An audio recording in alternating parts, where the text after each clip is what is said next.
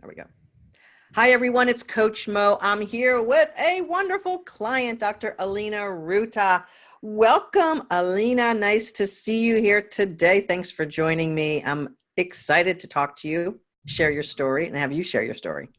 Hi, Mo. So nice to be here. Thank you for having me here. I'm really happy to talk with you. Great. So Alina and I have known each other for just about 2 years, and we had a very interesting first meeting. And I want you to hear Alina's story because her story is unique and special because she is, but her story is really your story. And you're going to see why when she talks about what was going on with her career and where she was able to go to in the work that we did together. And Alina, as you know, I'm so blessed to have crossed paths. I always consider, as you know, a divine appointment when a woman I'm working, potentially working for or with, when we meet. It feels to me like the divine connection has come together. Why don't you tell everyone a little bit about your background and then we can talk about how we first met. Sure. Hello, everyone. My name is Alina Ruta, and I met Mo about 2 years ago. It was actually a horrible day in my life. I almost didn't meet her because I talked to a potential investor who told me he would offer me $1 million in my company and get rid of me in 6 months. And I was shattered, and I went on an invitation to a meeting. It was a networking meeting of women in Tampa, Florida, and I got there late, and I sat right in front of Mo. Boom. And I can tell you, she made me cry on that first, on the first talk. But it was just. It was actually amazing because she actually was teaching all of us how to do our elevator pitch. Yeah. And I couldn't figure out what my elevator pitch should be and how it could be connected to something that I loved doing in my childhood. And it was incredible. It was just, an hour later, I knew that I had to talk with Mo, and I called on her offer for a free clarity call. Right. Yes, and exactly. It was the best decision of my life because I honestly would not be Mo where I am now. Yeah. 2 years later, having manifested money, abundance, my company is doing well. I'm looking to move forward in so many areas and expand more. And Yes. I'm so grateful for everything. Thank you. So just a little background. So Alina is a mechanical engineer. I'm actually a chemical and biomedical engineer. There we go. All right. So chemical and biomedical. Hi. And she has a PhD in biology, in cellular biology. Do you need to? Yes, I apologize. Like somebody interrupted me here, but I think I'm good. I'm in a conference room at work, so it's all good. I'm actually by training busy CEO. Yeah, it's fine. They just went away, so they're finding another space. There are plenty of spaces here. So while you were getting your PhD at the University of Florida, something was going on in your personal life. Yes, my mom was diagnosed with a rare form of liver cancer, and she started chemotherapy, and things were not going well. She had to have surgery to remove half of her liver, and I was desperate because I was finishing my PhD and I wanted to stop my studies. I practically stopped my studies to find a cure for her. And unfortunately, I was not able to do that. My mom passed away from toxicity in a clinical trial for a chemotherapy that was new on the market, and she ended up in the test group that got the chemotherapy that actually killed her. And it was very painful for me. It was life-changing because I finished my PhD. She died exactly a month after I graduated with my PhD. Wow. Wow. And after she died, I always wanted to do something that would contribute to saving human lives, to alleviate suffering, to improve the human condition, because I've seen so much suffering that was unnecessary in hospitals. And it's not only the patients that were going through therapies, it's the families, it's the kids, it's the grandparents, it's the daughter, the son. I have seen that over and over and again, and it touched my life, and I didn't know exactly how I was going to contribute. And fast forward about 19 years, a technology that has to do with growing cancer cells and stem cells, just like in the human body without chemicals, fell on my lap, if you will. I was just volunteering in a technology incubator, and one of the inventors on the technology came to ask me, because I have experience in commercializing technologies. He asked me if the technology would have any market value. And I said, sure. And 3 days later, I was talking to Technology Transfer to license the technology and start a company. Beautiful. And I feel like what I'm doing found me. However, when I met Mo, I had so many limitations. I had just gotten out of a corporate job. I was always playing small so I don't upset the higher ups. I wanted to just stay small under the radar. And that in part had to do with my upbringing, because I grew up in communism. Let's talk about your upbringing, because I wanted to bring you to that story a little bit to give people another dimension of Alina. You grew up in Romania. Yes, I was born in Romania at an unfortunate time, or I don't know, maybe fortunate, because I wouldn't be where I am without the experiences I've had. Yes. And that define me, and which I escaped in the last few years since I've been working with Mo. But I grew up in communism, where you obviously have to stay in hiding and keep a low profile to survive. And I escaped as a teenager. I was 16 when I escaped to the United States, literally with the clothes on my back and a passport that expired in 7 days. So I came here with nothing. I worked really hard. I went to school here. I studied chemical engineering undergraduate, and then I didn't have really any role models except my mother, who was a mechanical engineer.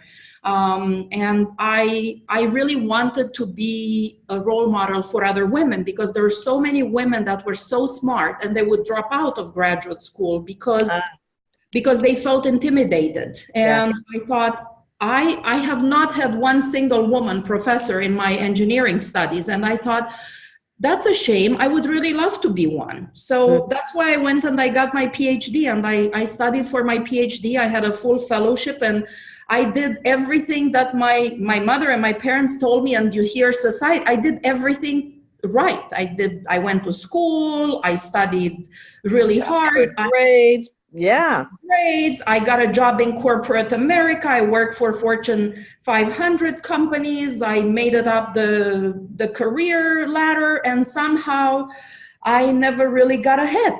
I always would get my, my head smashed with a 2x4 every so often, and back in the box, lid back on top of my head. And I just, somehow my spirit knew that's not who I am, and I did not belong there.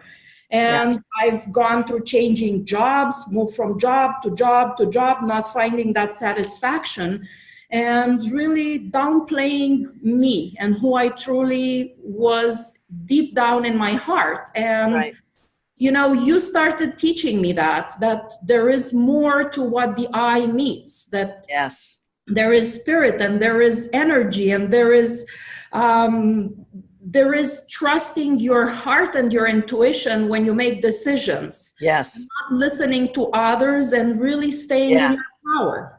When we first met, like you said earlier, you had just gotten back from a meeting that basically ripped whatever shred of soul you had left inside of you, just ripped it out. And you were devastated to think that someone who would invest in your company would basically remove you. Mm-hmm. And you were like, therefore, I'm going to have to shut down because I cannot let that happen. Mm-hmm. And what I recognized in that initial meeting, we were at a talk I was giving, I do my elevator pitch thing, was that you had a story that when I asked you about it, you came alive. There was an undeniable source of truth and your soul just totally coming alive, which is why you cried. Mhm. because the amount of emotion that came up was more than what you were used to. So that this is what draws tears. We have Mhm. an overwhelming sense of emotion, and I knew, based on our connection there, that there was a purpose that you needed to fulfill. So we did talk on a clarity call the next day. I said, book a call. Let's get this going. You did a great job with the elevator pitch in the meeting with 70 or whatever number of women at that meeting. And then we had to get to work quickly, because your company, what was going on there when we started working in April of 2016? Well, when we started working, I actually did not have an investor. I invested in starting the company and in acquiring this technology. I invested my own money, my own retirement money. Every penny of it, I put it in this company. And I have been kind of developing the technology, but I didn't have the funds. I had a consulting company where I would consult defense contractors on how to win multi-million-dollar contracts, and I got very good at that. But that involved me working 18-hour days for 30 just to pay the bills to try to fund your company that you couldn't work on because you were busy making money to fund you were in a spiral of exactly being too busy to raise money for your company that you couldn't even work on your company. Exactly. That's exactly where I was. I was at an impasse. I was looking to bring on an investor so I can pay myself a salary, so I can actually focus on my company. Right. And unfortunately, I was so overwhelmed on my own. I couldn't figure it out. And I met you, and you were starting a new course almost right then and there. So I got enrolled. I started. I remember dialing in. I was like one of the first people I would dial in the beginning to make sure that I don't miss anything. I'm here. And it was late at night. I was tired sometimes, but you know what? So were you, and so were many of the other women's in the course. And I did all the modules, everything religiously. I followed all the instructions. And you know what? If it wouldn't have been for you, I was 1 month away from being on the street because I was running out of money. And I was bringing in an investor that was jerking me around. And I listened to you, and I was afraid. I was so scared. I listened to everything you told me and how you taught me to talk with him. And I did everything like that. And I remember I was sitting in my car in a parking lot of Dunkin' Donuts in Naples, Florida, looking at some garbage cans while I was talking to this guy. and I was freaking out. Literally, my heart was in my throat, and it was pounding so fast that I was afraid I was going to lose him if I would talk with him in a very precise and clear manner, and basically stand up for what I require to make this company move forward and to honor me and to honor the company. And I said every single word that you taught me how to say, and I told him exactly what I required. And I stopped. When I stopped, my heart stopped. I thought I was gone. And the words I hear on the other side, I basically told him, I require your $250,000 investment now, or I'm moving forward starting tomorrow. And his words were, okay. After 3 months of negotiations. Right. So as you folks can tell by Alina's brilliance and intellect, she's got a lot of brains, a lot of smarts, and that gets us just so far. She knows her stuff, subject matter expert. When I first started working with her, she was educating me on cellular technology and this and that and harvesting this and cell membranes and stuff like that. And I said, you know what? There's no investor who gives a crap about that. True. They want to hear your story and they want to hear why you're doing this. And then she gets this investor, and something was going in the wrong direction, and he was asking for this, that, and the other thing. And she wanted to, like all smart women, come back to him with a load of content. This is the reason, this is the reason, this is the reason, this is the reason. I said, you know what? It's not about that. This is now a pure negotiation. And we don't negotiate on facts and content. We negotiate from a sense of power, purpose, and essentially deadlines and very clear expectations. So I do remember that conversation. I'll remember that conversation forever, Alina, I'm sure. Me Because too. the power of the purpose of that moment and what it meant for you totally changed your life, because you stood in your power for the, can we say, the first time? Yes. Truly stood in your power and declared. Yeah. And that is like the universe puts up a tent and says, welcome to your dream. Now you've pitched the tent, let's go.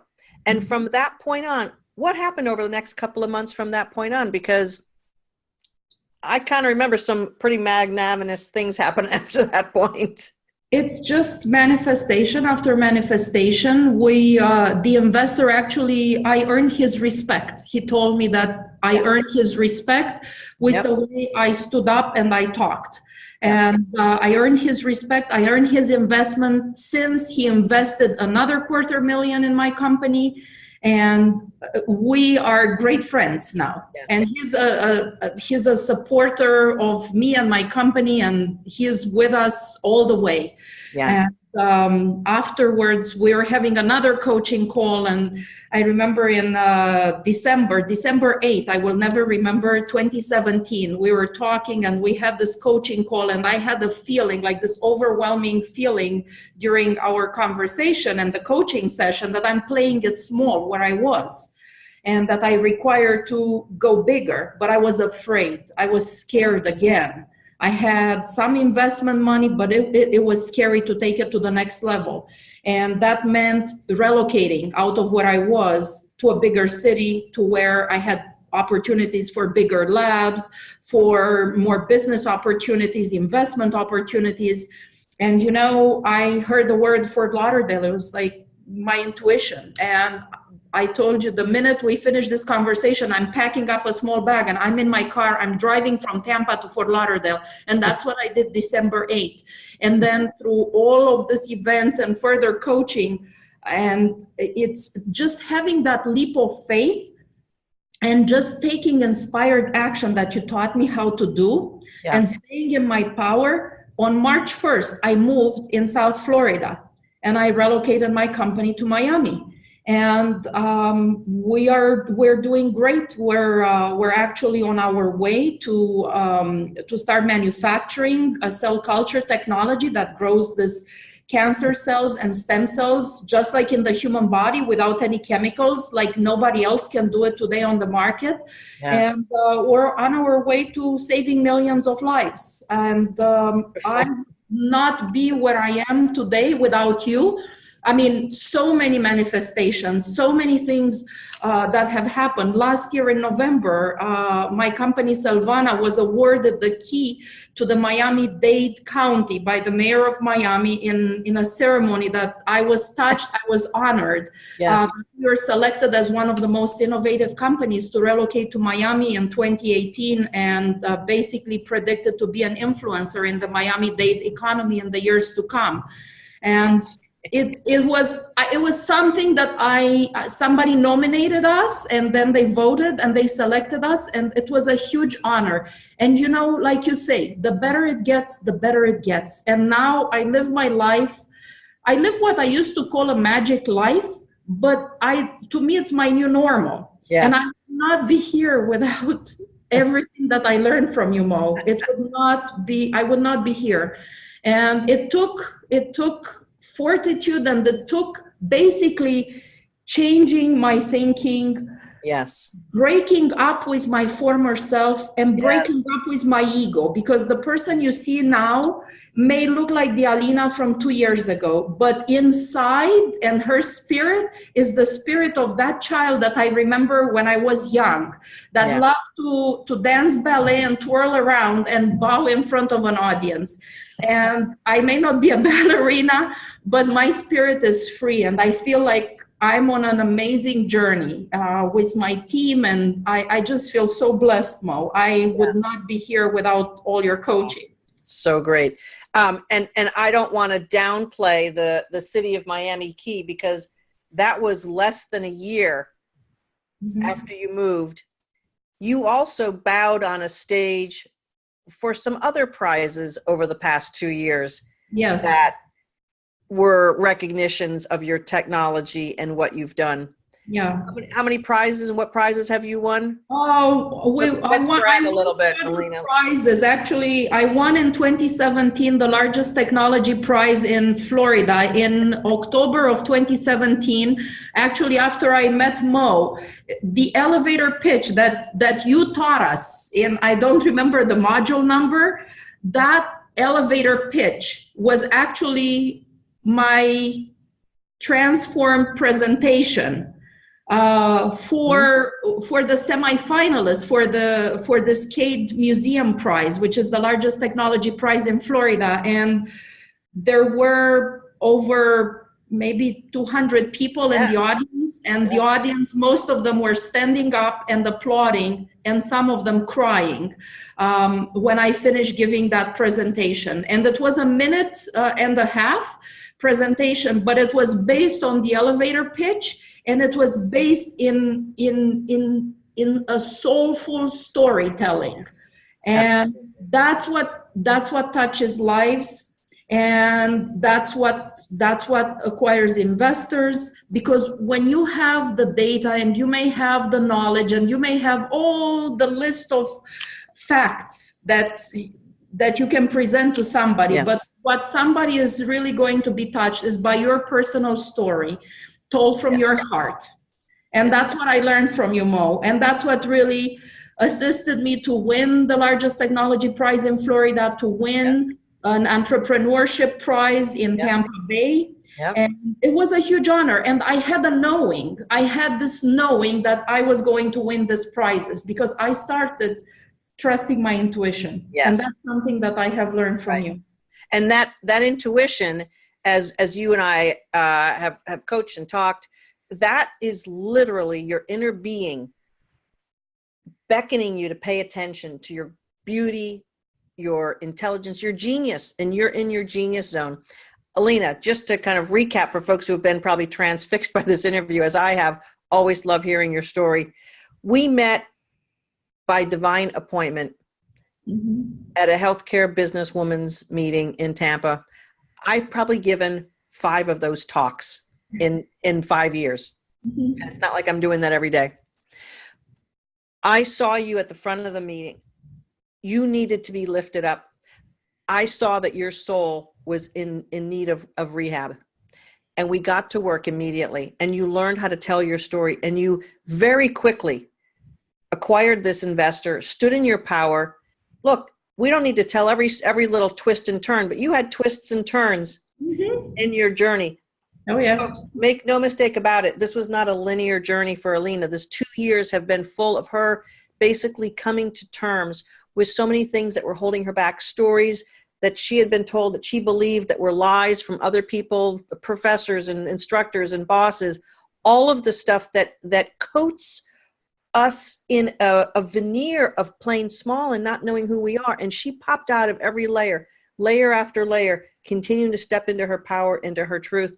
And now she's got a world-changing company that is well-funded and is going to get more and more well-funded.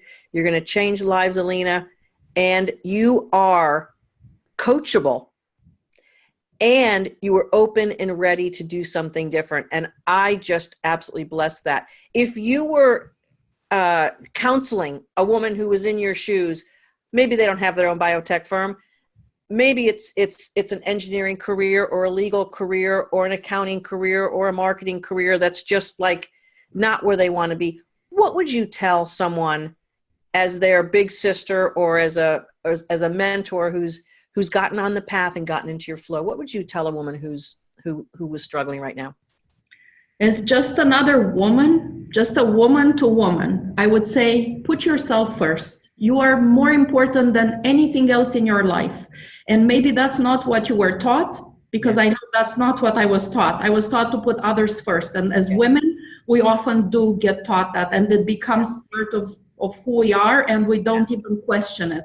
Yeah. Put yourself first. Trust your intuition. Trust your heart. Take back your power. And call Mo Really, I mean it. Call for a clarity call. You have nothing to lose. At most, you're going to have an insight that's going to cause you to go down a path. We all get signs in our lives, but we're so bogged down with day to day that we don't even see it sometimes. Yeah. And I would say it's really, really important, even if you take half an hour every day, just to think and to feel. Don't think so much, but feel in your heart.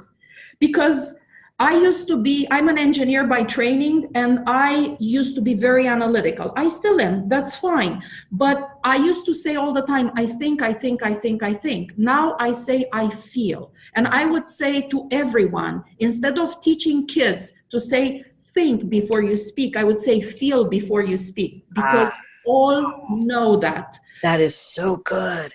Feel before you speak. Mm-hmm. Yeah, be present. Be present, right? Mm-hmm. Oh, that's so good. So I would just say to all of you, put yourself first and love yourself like your life depended on it, because it does. It does.